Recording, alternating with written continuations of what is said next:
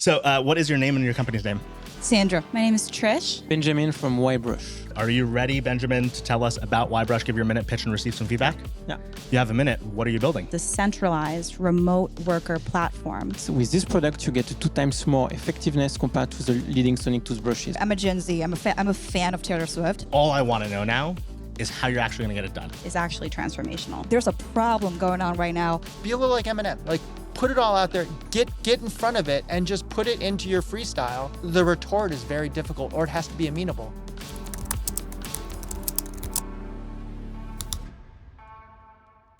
So, hi, everybody. Welcome to the feedback loop.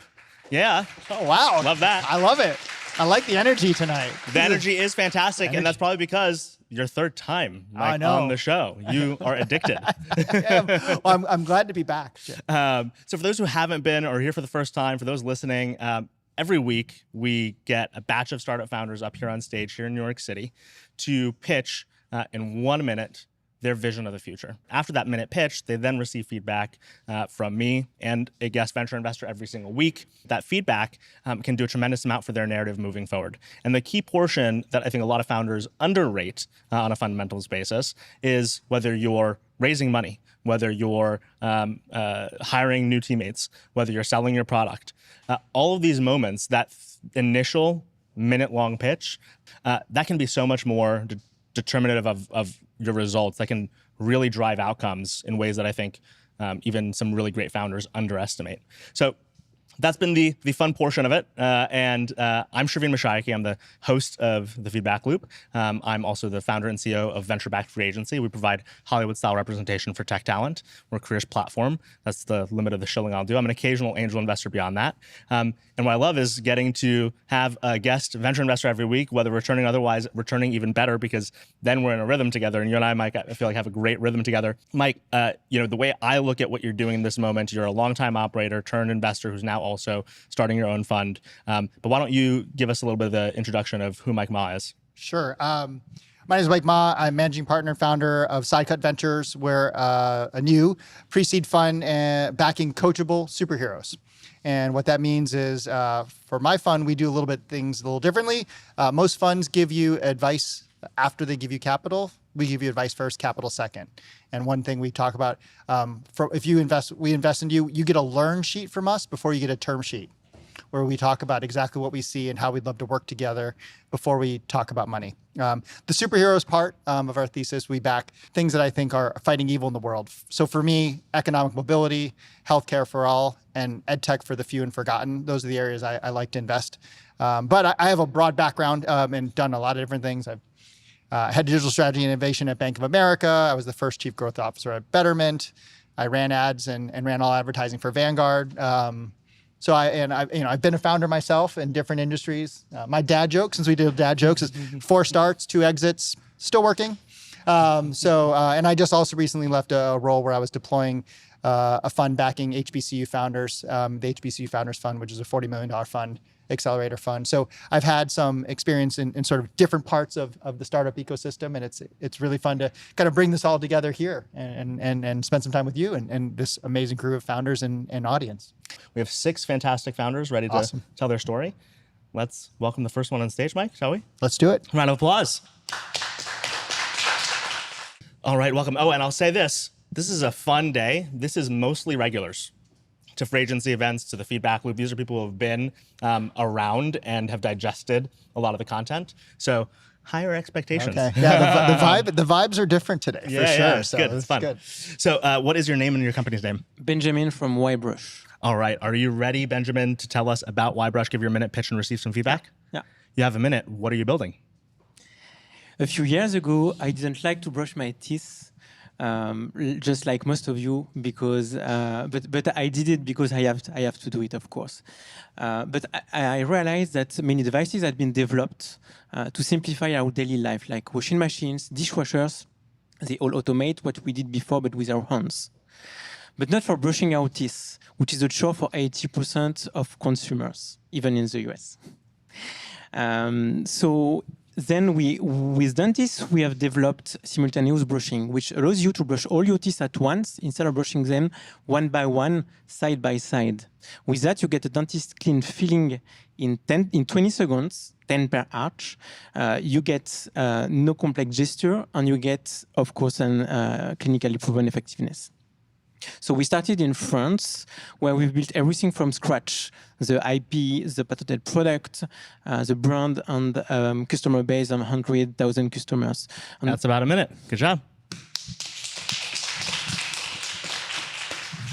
I want to hop right into this one. Go I've for it. gotten ads, I think on TikTok. Are you running TikTok ads? So I've seen this product. Can I ask you? Oh, he has the demo. Oh, boy. And this one makes sense to do because it is physical and can easily be seen. Have you used it? No, this one. Okay, good. I was gonna throw it back at you. So for everyone who is looking from the crowd, it might be harder to see. You've got the entire ridge of the mouth, and there's bristles all the way in both directions. Looks like a big button in the center to turn it on. Can I? yeah, hold. Hold. Ooh, it's vibrating. Okay, so I remember when I first got your ad, I looked up whether or not there was efficacy in the study behind it. And I will be honest, and I want to hear, kind of the founder's point of view here. It was questionable as to whether this was a good way to brush your teeth. What's the perspective? What's the founder story? What are you trying to break in our brains about whether or not this is a good idea? So on our side, we will publish a new study in a few weeks, just during the summer, showing that with this product, you get 2 times more effectiveness compared to the leading sonic toothbrushes on the market. So with that, The leading sonic toothbrushes. yeah, you said. like the Philips Sonicare, this kind of brand. Exactly. So, in fact, we did many clinical studies. So I guess this is on all. Have you seen what I'm talking about though? Like the study that it probably wasn't your product, but it was some product that initially. Yeah, I think it's another one because we got some scams usually made in Asia. It's the same shape, but inside it's not the same bristles. It's like big bristle in silicone without any effectiveness. So if you don't look closer, you can think, okay, it could be the same, but in fact, it's not. It's a totally different product. Sure. So one, I have a dentist appointment on Wednesday, so this is very timely.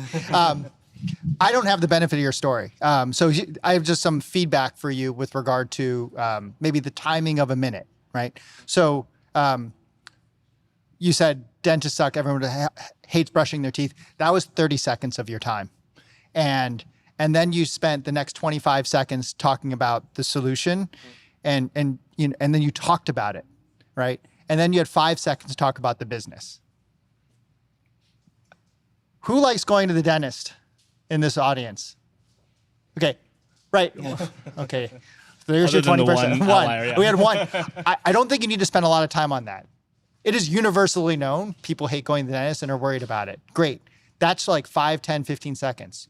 And then you say like, I have the solution. And then you described it in great detail. I was thinking about it, but you had this in your back pocket the whole time. No, they're not allowed to show a product though. Ah, I did not know that. It has to be the essence of the see. pitch. It has to Got be, you.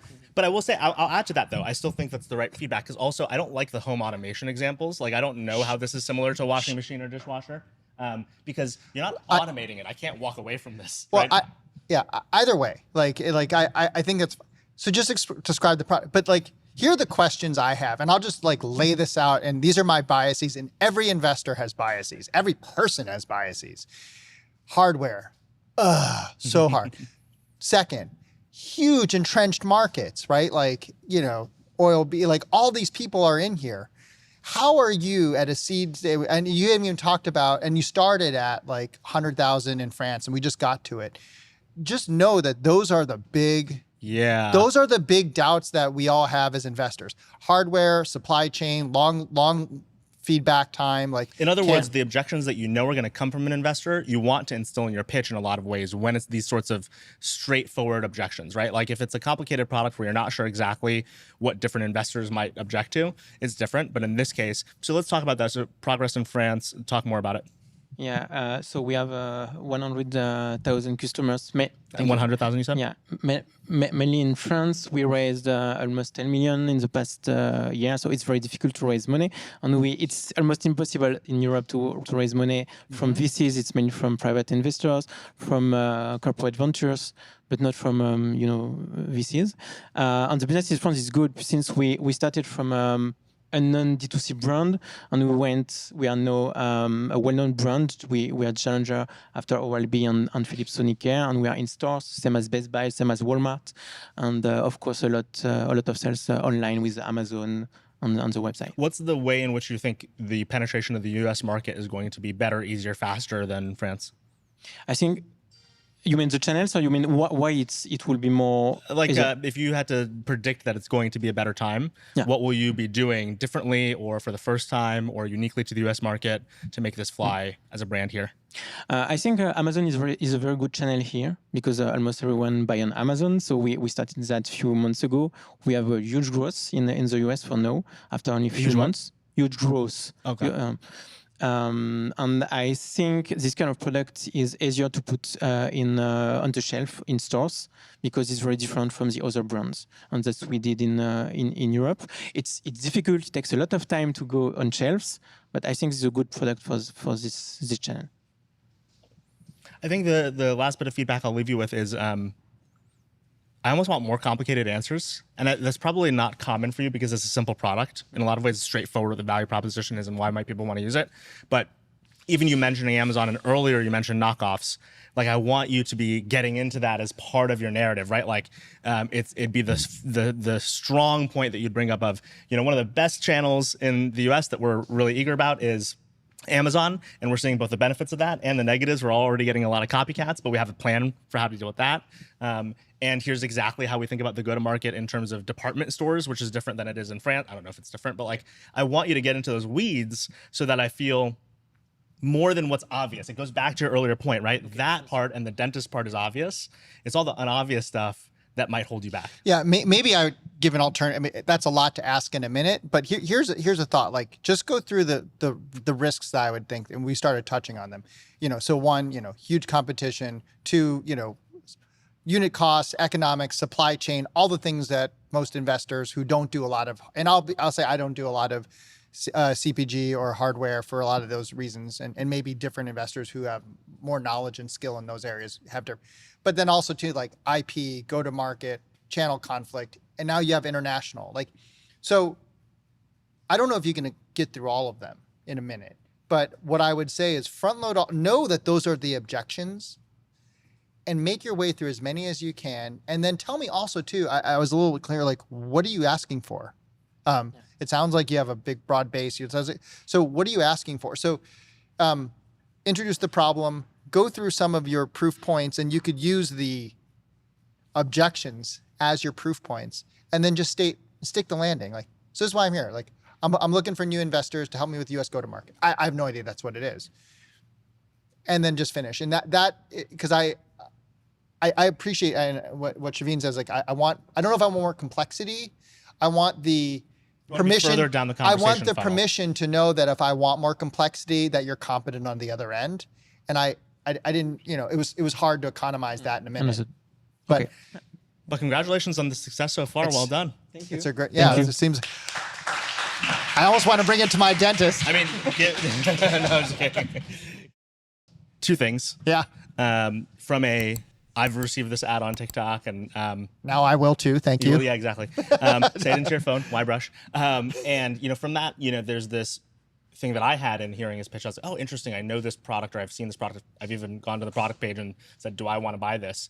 And so there's a customer persuasion story. We didn't get into that much, and maybe that doesn't belong on the minute pitch. But that's the other thing that I would want to really get into with a founder in this area is to like hear, how do you persuade a customer like me who is used to either using a manual toothbrush or has their Philips or whatever they have, and needs to make this transition because this is a daily behavior. This is a twice daily behavior for a lot of people. And so to have that behavior change, A, is hard, but B, if you have a plan and a strategy that sounds executable, then you're sticky too. Yeah. And so there's the sense to which like this becomes, there was this one quip, right? That was the other like It was a simple Quick. startup-y brand electric toothbrush. So wanted to be further in that funnel. Yeah.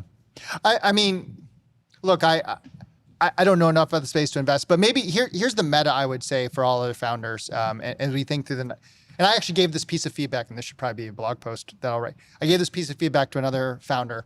I'm a huge hip hop head. I love hip hop. You ever see the movie 8 Mile? Oh, love 8 Mile. Right, and Eminem. I feel like I can recite all the rap battles. Oh boy. Should we? So, but the final rap battle, it's a rap battle film. Eminem goes up and he basically comes out and says, here's all the things you're going to say about me. So I'm just going to say them first in the rap. And he just puts it all out there and then hands the mic to his opponent. And it was like game over. Without being so Love this. acrimonious, Love this, I Mike. kind of think that like you go up to a pitch, be a little like Eminem.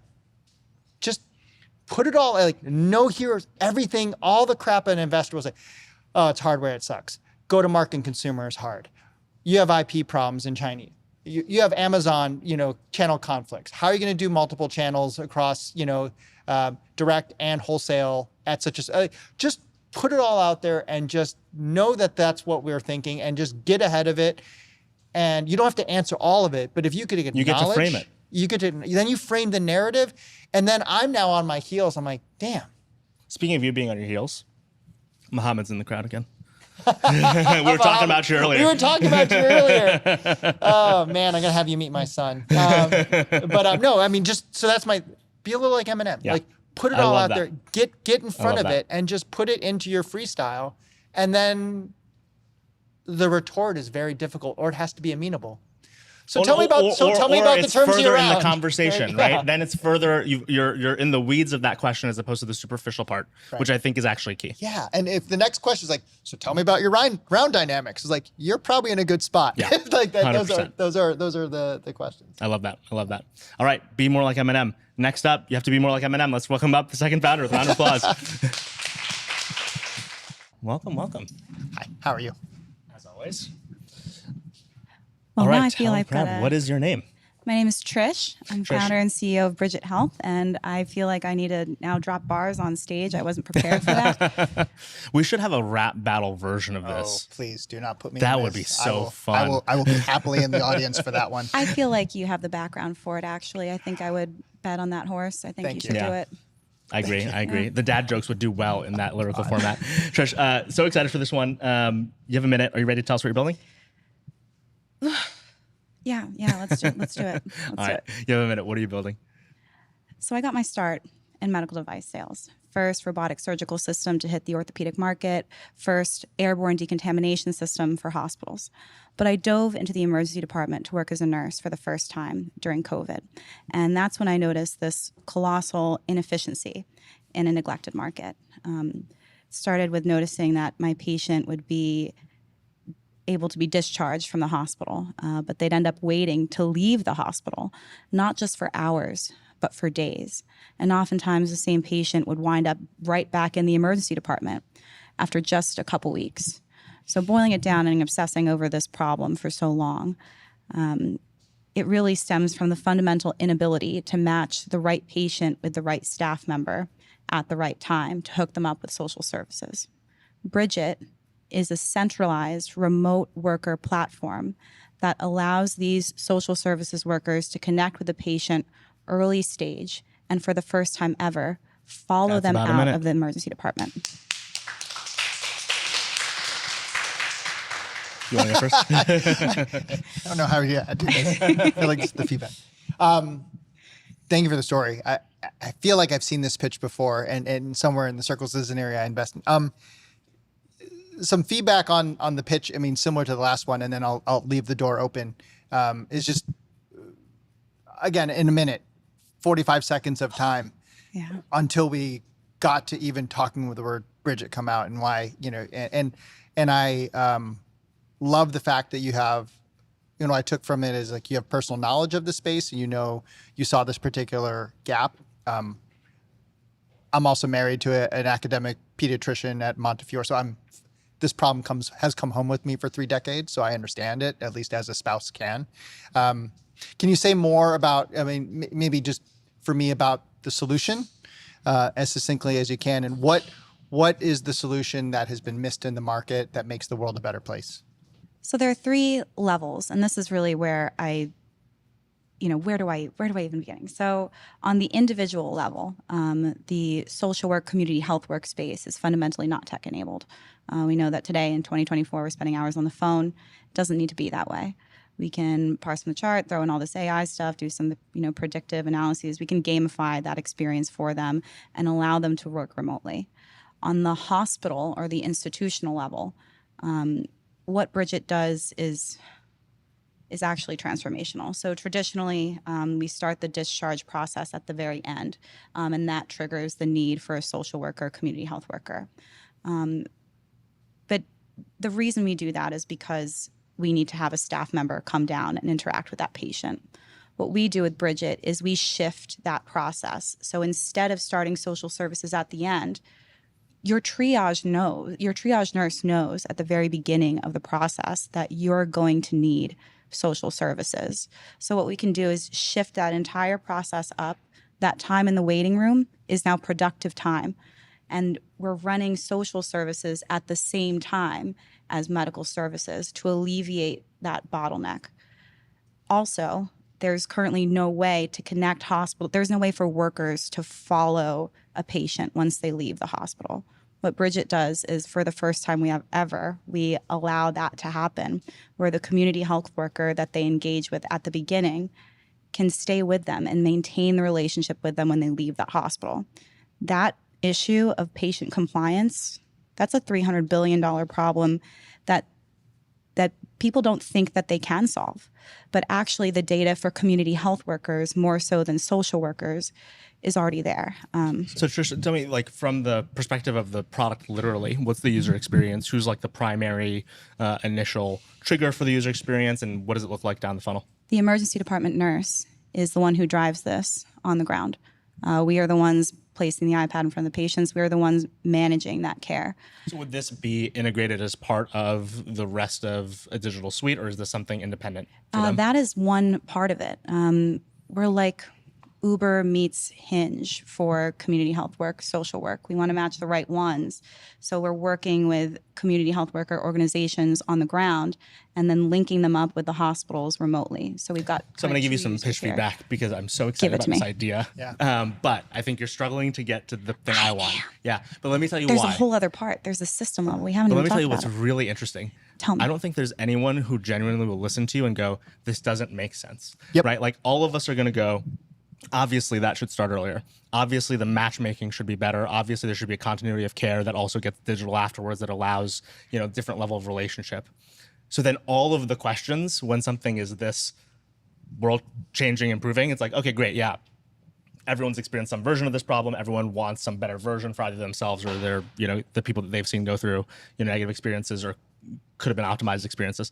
And so all I want to know now is how you're actually going to get it done. Now, the parts of that aren't that helpful are the Hinge analogy. Because I get why you say that from a perspective of like matchmaking, but what I really care about is I go, okay, sure, but like, who are the social workers in this case? Are you providing them as this network to the hospital? Then I care about, like, is the app already integrated into, the hospital or the ER's software suite, or do you have to convince them to add this to their software suite? Then I care about, okay, on the patient continuity side, are you saying there's, a digital experience for that patient that's going to allow them to stay in touch? Or is this mostly about some sort of CRM style thing for that, for that expert to be using alongside that patient's post-discharge experience? So those are the things I wonder about. I actually wonder very little as to whether you have a good idea, whether the matching will work, whether they're like, if you get it done. All of it is a question of, what will it look like? Therefore, how likely are you to get it done? Can I pull a Sherveen? Go. Can I, with your permission and some liberties, Oh, can I take a chance and try and pitch this back to you, and you can tell me what you think? Let's do it, and then I'll remember your stuff. Yeah. Okay. So, if you've been in an emergency department, and it often takes forever to get out, right? You're stuck waiting just to be discharged after the doctor scene. And did you know? I know this as a nurse. People often come back. I bet you didn't know why. One of the big reasons why is that we have to wait on social services to discharge a patient, even if they're medically clear. And the person in charge has to wait, and they don't know how to do it, and they start it only after the doctor says okay. Second, there's so many people out there. These MSWs, the social workers, are like overstaffed, overburdened. And lastly, there's no way to keep a relationship with afterwards. That's why we built Bridget. Well, we have this cool software platform that, one, lets the emergency nurse, who's really the captain of the care, start the social work process as early as possible before the medical stuff is cleared. Second, we have a broad marketplace of licensed social workers, and so that not is just in the hospital, that may be to do over telemedicine consult, so that they can get access to a broader range of professionals than whoever's on staff at 2 a.m. And last, we have a long-term care platform that lets them create a long-term relationship after they leave for compliance and home care, so they don't end up back.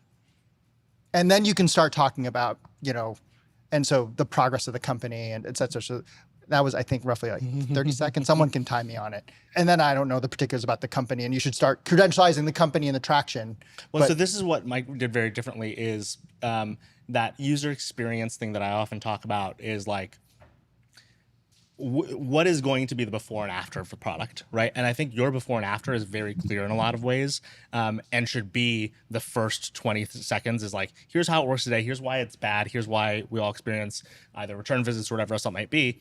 Here's all the reasons that doing this will change everything. And then you're going to define this over time, but doing this will change everything. And then you give the consequences of this, and then you describe more details about this. But if you get stuck in the details about this first, before you get to the consequences of the before and after, all the matching, the details of you want to get to the details that are user experience oriented, right? Like, what is this literally going to feel like for someone in this user experience journey? First of all, you did a great job. Thank you. Yeah, I think that was very similar to my pitch as it was perhaps a year ago. So the thing where I struggle is, for example, there's a difference between a community health worker and a social worker. And that was one of the original pivots of Bridget, wherein, community health workers are just more effective, et cetera. So how can I communicate that, and when do I bring that in? I need to establish credibility within, the first 10 seconds, or say, this is why you want to listen to me. Analogies are good based on, feedback loop TikTok, but not the Hinge analogy.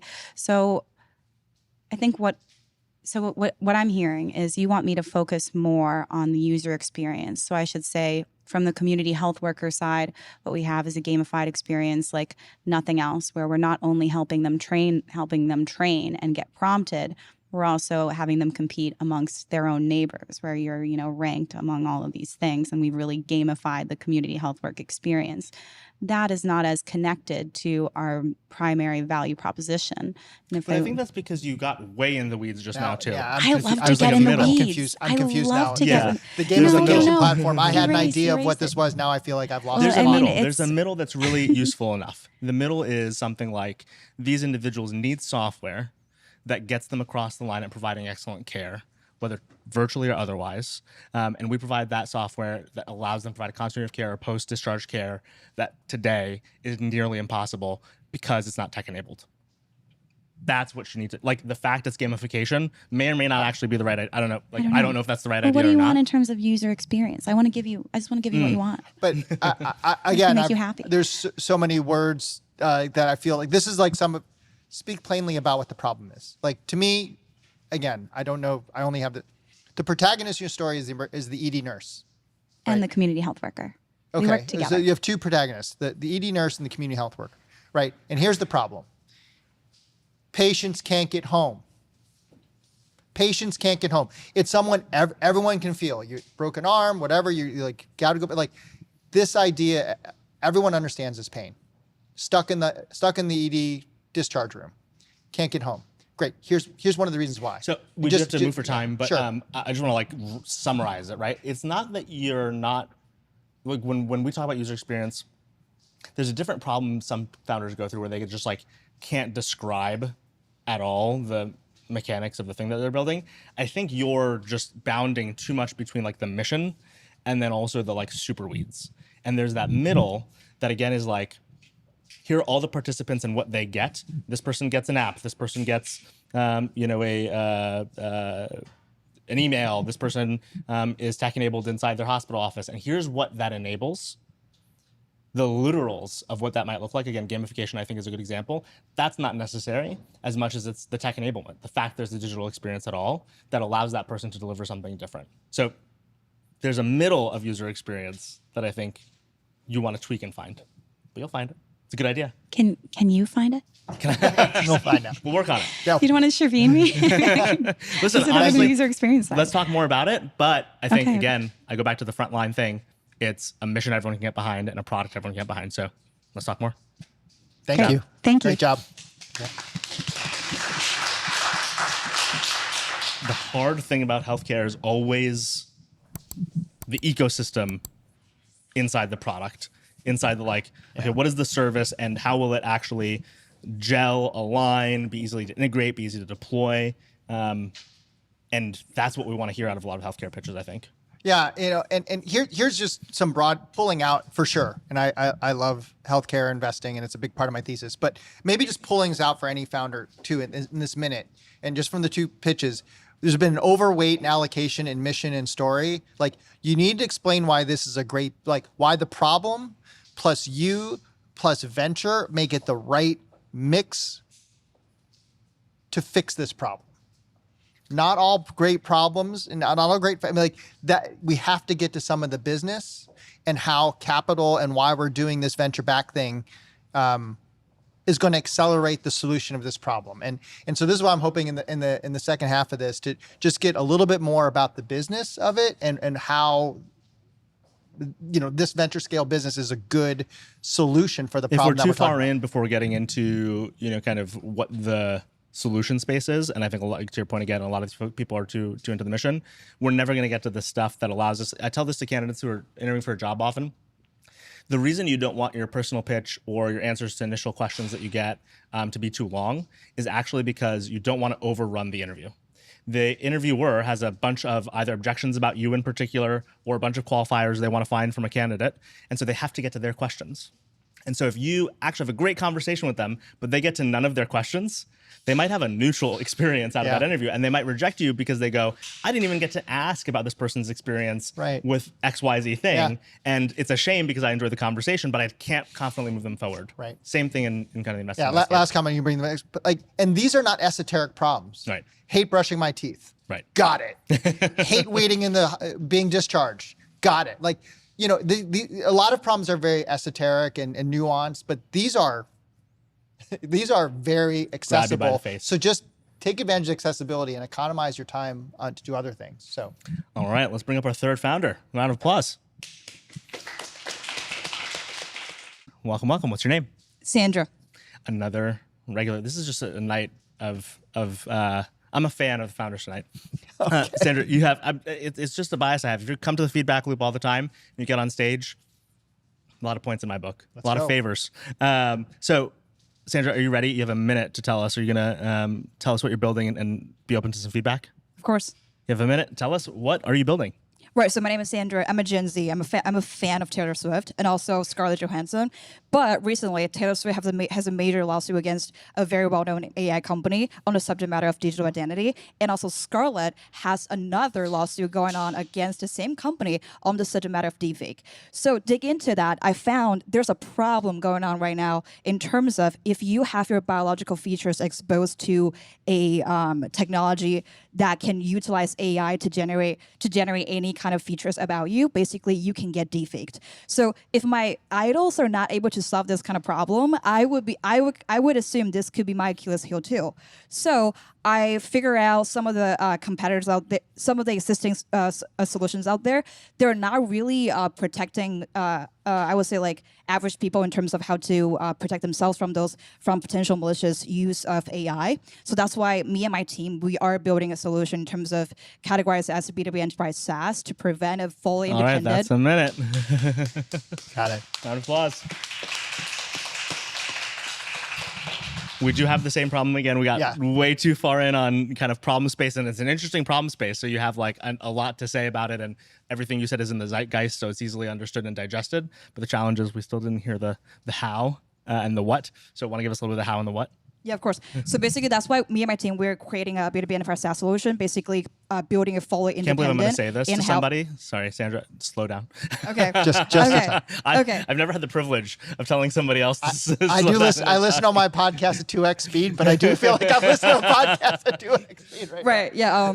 My bad. So we are building an in-house, fully independent AI detection tool, basically detecting potential deepfakes and also potential fraud for institutions, because we basically wanted to scale at a B2B enterprise SaaS manner, not just for B2C level. So we actually launched. How?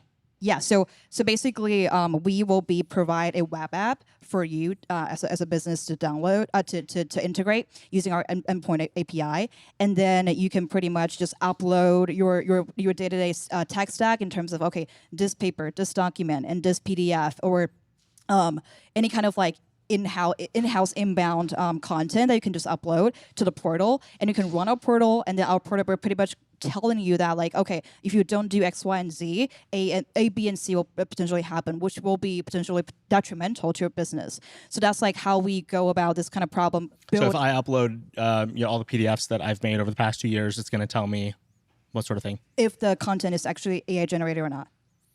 So it's detecting it amongst content I own. Right. So who's your initial customer that you're targeting?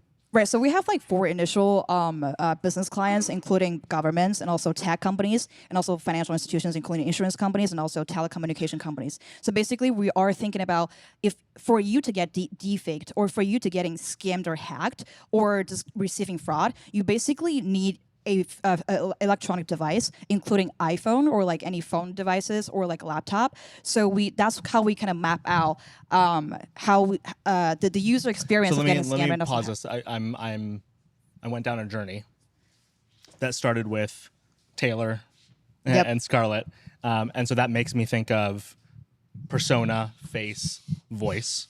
Then I went to this really interesting moment that I really liked from your pitch, which was so the conversations happening out loud right now, and the solutions being developed are for the Scarletts and Taylors of the world, not for everybody else. But then you said B2B SaaS, and everything has become about B2B SaaS and documents and PDFs and detection. I thought you were going to say something like a consumer web app where I can upload all of me, and it's going to like reverse alert me, kind of like those password, your password is leaked services that tell you, hey, we found your password in the latest leak, you should change it. And it's kind of like a similar thing of, hey, like, we think your face is potentially being used as part of, or your PDF might be potentially being used as part of AI generated content. I'm not sure. That's the journey I went down, and the end is very different in value proposition from what was proposed as the problem in the beginning. Yeah. Can I respond? Yeah. Yeah, so that's why we actually launched for like B2C. So we didn't launch. So the product we just launched is not for B2B, because we basically want to lead an impact in terms of protecting, letting you know that, hey, it is actually feasible and actually very possible for an entity or like a business to create like actually protective tool for you as an individual to protect yourself from those potential malicious use or purposes of AI. So we launched for that, and then like you can actually just go to our website right now, plural.tech/deepfake. And you can upload any kind of You said it so fast that no one's going to be able to type it. Say it one more time. I'm going to let you shill it. Go ahead. Right. So plural, the word, L.tech/deepfake. And you can upload any type of images that you can possibly upload. And then we will give you a reaction within a millisecond about if the content you're uploading is actually fake or true. So that's actually something that we launched. But back to the value prop, we are B2B enterprise SaaS, like you said. But we are thinking about how to basically scale the solution Let's talk about the solution though for a second, right? So like zooming into what it is, I'm surprised by what it is. I'm uploading my stuff. Don't I know whether or not it's AI generated? Well, I assume, okay, I'm just going to go in the financial services world because that's the part I understand. So everything from, KYC, AML, like just being able to look for identify, if I'm doing loan origination. So not my data. Account origination, but basically you're gonna. I mean, there's a lot of services on the market to do identity protection, identity verification. Is that one of the, just so that this person, Billy Banker, isn't some launderer or foreign bad actor? I mean, is that the use case you're solving for? Right. So anything that can be possibly defaked on, that's something that that's something we're solving. Okay. I guess. But the best use case that you can imagine that can happen in the next 6 months, what is that?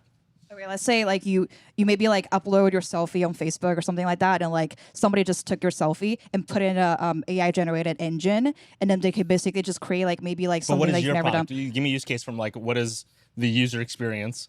I'm such a broken record. What's the user experience of using your product in the next you 6 love months? the user. Explain the user. Yeah. So okay. So the user experience in terms of like business clients. Well, but don't describe it to me as like what they can do. I want one hero story. Okay. So we recently talked to so actually we just closed a deal with another tech company. So basically what they're doing is basically they're using AI to generate phone calls to call basically potential maybe clients or other people about closing deals, just basically optimizing sales processes. So they figured that it's actually pretty risky if they do not have a solution safeguarding potentially, potentially people who are using their technology, their solution to scam other people or creating fraud. But how do you solve that? Right. So basically, we are building a deepfake detection, audio deepfake detection tool. Basically, kind of like if Let me tell you why I'm confused. Oh yeah, Cor. The company is literally doing AI generated stuff that would be your customer. Oh, sorry. No, the customer. The customer. Yeah. So they're doing like call center AI. Right. Okay. Why would they want to use? It seems like you're saying they're going to use your thing to detect deepfakes, Yep. but aren't they creating deepfakes? So, right. So they are. So you're right. So every phone call from their end is actually AI generated, but we are not going to be just telling you, oh, is it AI generated or not, because that's for the B2C level. But the B2B level, where we actually generating revenue, is actually not only telling you that, hey, this is like AI generated, but also telling you that what are some of the phone calls that you are using AI to an endpoint potential client or an endpoint individual is actually being used for malicious purposes, and we are able to track that because we have our in-house built infrastructure. So you're and also saying there's a modeling B2B2B use case, essentially, right? So it's like I'm 11 Labs, and I offer, kind of services that allow people to build voice applications that allow them to generate artificial voices. So Plural is a solution to allow 11 Labs to figure out, are the purposes of our clients, the use cases, the generations in good faith. Right. It took us till now to get there. So there's something really tough about that story that like took us like unraveling every bit of it. And I think it's because you're using this like, we can solve all deepfakes and this Taylor story. I don't think those are like your starter points. I think your starter point is very differently like talking about if you're a service provider, the difficulties and challenges you have as a service provider if you have an AI generated service, productized service. 11 Labs is an example, or OpenAI is an example, or whatever is an example. One of the challenges you constantly face and you have to be worried about from a legal standpoint, regulatory standpoint, cost standpoint, is the fact that there might be malicious actors either actively using the platform, accidentally, breaking boundaries of copyright or privacy or whatever it might be.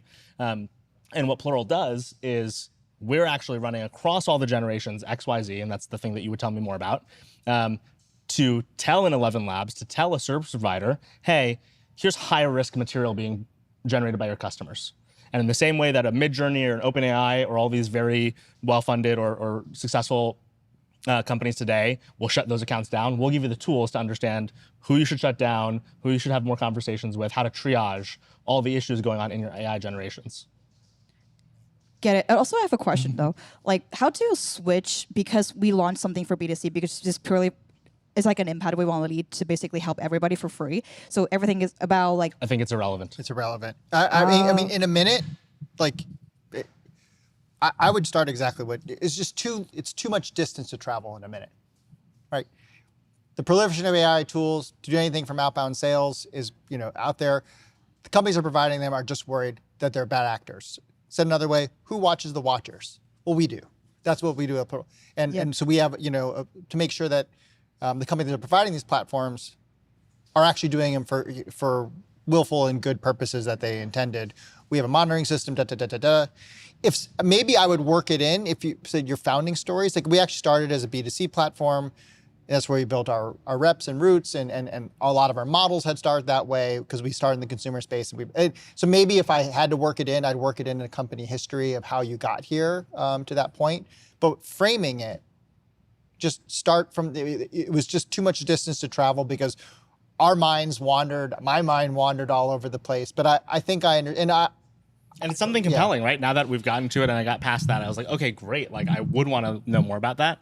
But again, it's that leaving the space for it by getting to that part of the story ASAP, right? Get it. And all of the things that, come afterwards, when it comes to your product in particular, one of the reasons you want to get to it ASAP is it's really interesting and hard and challenging. So like the next questions I would have as an example are like, how are you doing it? What's the competitive, you mentioned you looked at competitors. I don't know if it was about this space, but I'd want to know about the competitive landscape. When I was kind of reconstructing what you were saying, I liked using OpenAI or Midjourney as like analogies for like companies that do this today, and you would get to say something like, not every company, especially not startups building in this space, can afford these sorts of containment models that probably sit on top of everything. So there's a lot of really compelling stuff there. But for the sake of time, good job. Amazing. Thank you for the feedback. Thank you. Yeah. Good job. Yeah, I think we're seeing the same thing. It's the how fast can you get to the thing itself inside that pitch. Yeah. One of the things that I say with Free Agency as an example, I provide a high level analogy. I go, Free Agency, we're venture backed startup, provide Hollywood style representation to tech talent. What that means today is, and then I describe my SKUs today. And then I might go into what that means tomorrow. And that allows me to very clearly get what today is into your brain so that you're not confused about what Hollywood style representation for tech talent means. Here's the product today. Now let's talk about the future and where things are more uncertain and where I might meander myself. But what that means today is these two products. All right, now let's talk more. Yep. Yeah, completely agree. And again, my encouragement for let's get to the business part of it and understand the company, the traction, and why you and how an investor like me can help you.